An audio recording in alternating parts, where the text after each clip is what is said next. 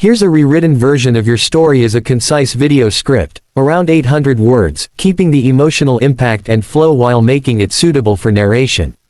The snow fell in heavy, silent sheets over Burlington, Vermont, hiding the streets beneath a white blanket. In the middle of it all, a mother knelt in the cold, her jeans soaked through, holding her 4-year-old daughter's tiny hand. Ava's pink-mittened fingers had gone pale from the tight grip.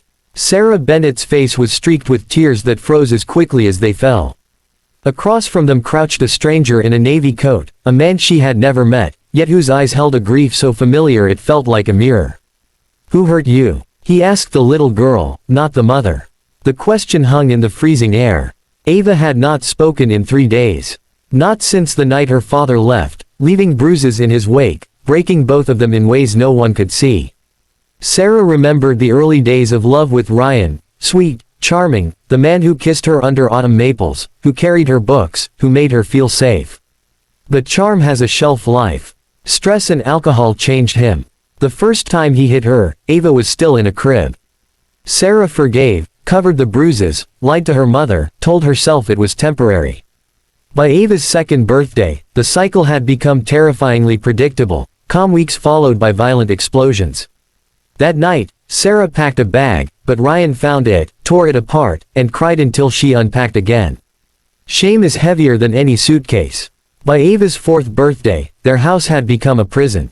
Heating bills piled up, crayon drawings lined the fridge, and Ryan's rages grew unpredictable. The final night, he grabbed Ava so hard she screamed, and something inside Sarah broke completely.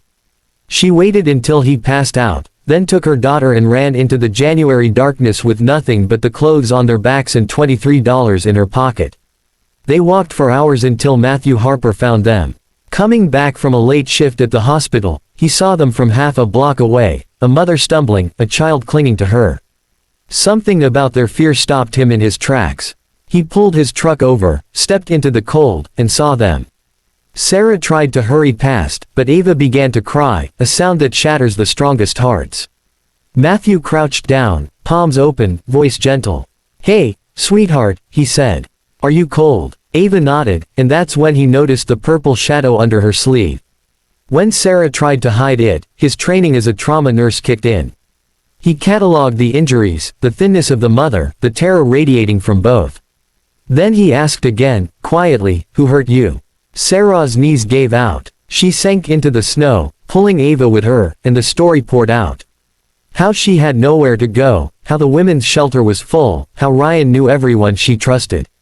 She expected Matthew to call the police, to leave, to say the right words and go.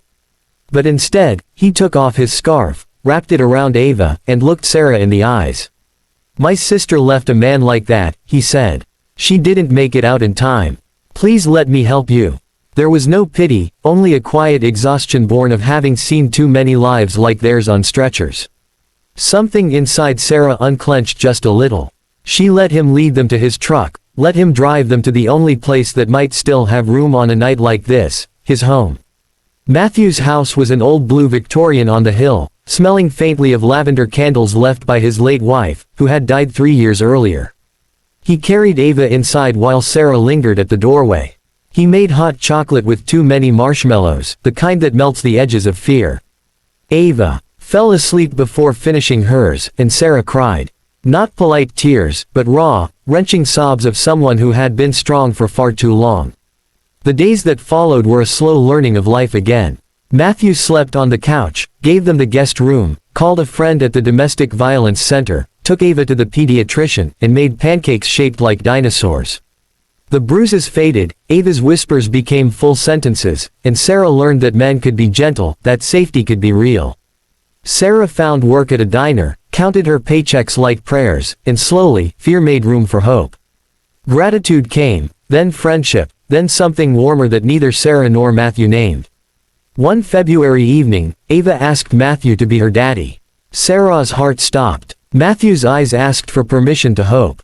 For the first time in years, Sarah said yes. Spring arrived, the ice on Lake Champlain breaking with a loud crack. Sarah moved into a small apartment nearby. The restraining order and distance kept Ryan away. Some wounds never fully close, but they scab over enough to keep moving forward. One warm day in May, Matthew gave Sarah a silver necklace with a snowflake charm. "I'm not trying to replace anything you've lost," he said. "I just want to be part of what comes next." Sarah looked at the man who had saved them without making them feel like charity. For the first time, she felt steady enough to say yes to something good. Matthew, Sarah, and Ava still live in Burlington. Ava starts kindergarten in the fall. Matthew coaches her soccer team, terrible at it but full of love. On cold nights, they still make hot chocolate with too many marshmallows. And every time it snows, Ava looks out the window and says the same thing. "Look, Mommy, the world is getting a do-over. Second chances are real. If you want, I can also make an even snappier, high-impact version under 750 words that's ready for YouTube narration with call-to-action spots built in, so it flows perfectly for viewers. Do you want me to do that?"